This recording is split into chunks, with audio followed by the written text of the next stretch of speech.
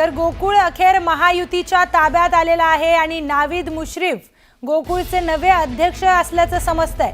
कोल्हापुरात हा सतेज पाटलांना मोठा धक्का असल्याची माहिती समोर आली आहे। तर गोकुळ संघ अखेर महायुतीच्या ताब्यात आलाय। गोकुळ संघ महायुतीच्या ताब्यात घेण्यासाठी बऱ्याच हालचाली महायुतीने सुरू केलेल्या होत्या आणि त्यामध्येच आता ही मोठी माहिती समोर आली आहे।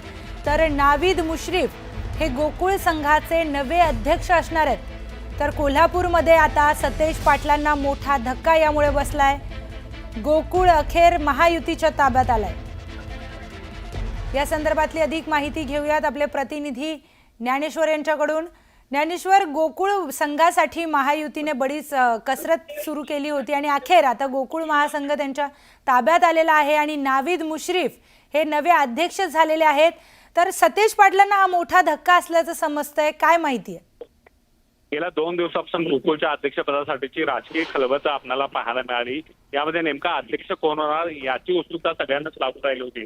मात्र आता अध्यक्षपदी हसन मुश्रीफ यांचे चिरंजीव नावीद यांची आता निवड एकमेकांना झालेली आहे आणि सगळ्यात महत्त्वाचं म्हणजे त्यांचं बंद पाकिटातून नाव आहे ते सतेज पाटील यांच्या हातातूनच आहे ते देण्यात आलेले आहे। खरं तर सतेज पाटील यांनी आणि हसन मुश्रीफ यांनी एकत्र येत गोकुळमध्ये आघाडी स्थापन केली होती आणि त्यानंतर सत्ता स्थापन करत महाडिकांची 25 वर्षाची सत्ता उलटावून लावली होती। त्यानंतर महायुतीनं मात्र आता कोणत्याही पद्धतीनं शेवटच्या वर्षी अध्यक्ष महायुतीत व्हावा अशा पद्धतीची भूमिका आहे ती घेतली होती आणि त्यामुळे हसन मुश्रीफ यांच्यासमोर सुद्धा पेच निर्माण झाला होता। सतेज पाटील आणि हसन मुश्रीफ यांनी अखेर एकत्र बसून यावरती तोडगा काढला। अनेक नावांची चर्चा यामध्ये झाली, मात्र हसन मुश्रीफ यांचा मुलगा नावीद यांचं नाव आहे ते अंतिम झालं आणि विशेष महत्वाचे म्हणजे नावीद मुश्रीफ हे सतेज पाटील यांच्या आघाडीतूनच आहे ते निवडून आले होते आणि त्यामुळे राजकीय दृष्ट्या वरिष्ठ पातळीवरून पक्षीय विचार करता महायुतीकडे सध्या गोकुळ गेल्याचं पाहायला मिळते। मात्र सतेज पाटील यांना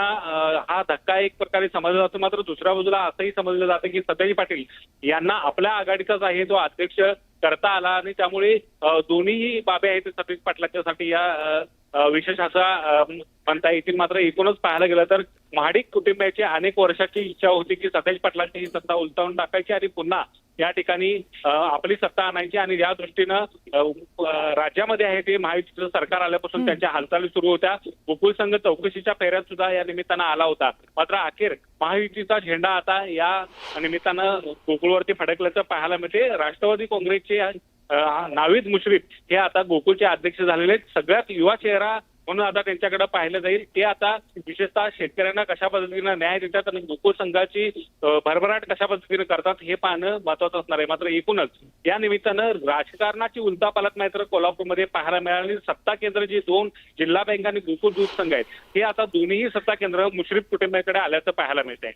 निश्चितच ज्ञानेश्वर, आणखी एक प्रश्न इथे उपस्थित होतो। जेव्हा नावीद मुश्रीफ यांना गोकुळ संघाचा अध्यक्ष केलंय तर सतेज पाटलांना हा मोठा धक्का कोल्हापूरमधून मानला जातोय, या संदर्भात काय सांगशील?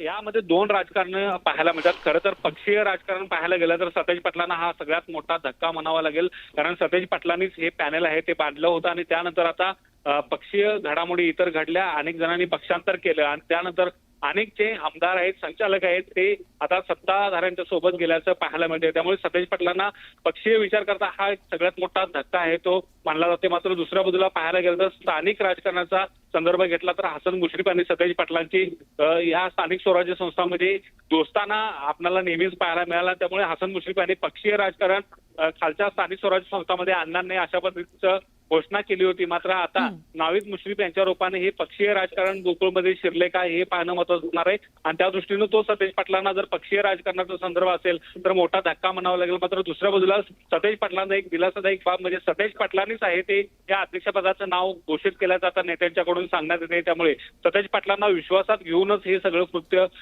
नेत्यांनी केल्याचं आहे ते दिसून येते। जरी या ठिकाणी महायुतीची सत्ता गोकुळवरती आले असले तरी सतेज पाटलांना विश्वासात घेऊनच आणि सतेज पाटलांची जी आघाडी होती ती अबाधित ठेवूनच ही सत्ता आणली गेलेली आहे। त्यामुळे सतेज पाटलांचा या पुढच्या राजकारणामध्ये नेमका याचा काय फायदा तोटा होतोय हे आता पाहणं महत्वाचं असणार आहे। निश्चितच ज्ञानेश्वर, तर तुम्हाला थोडा वेळ थांबवते। तर नावीद मुश्रीफ गोकुळचे नवे अध्यक्ष झाल्याची माहिती समोर येते।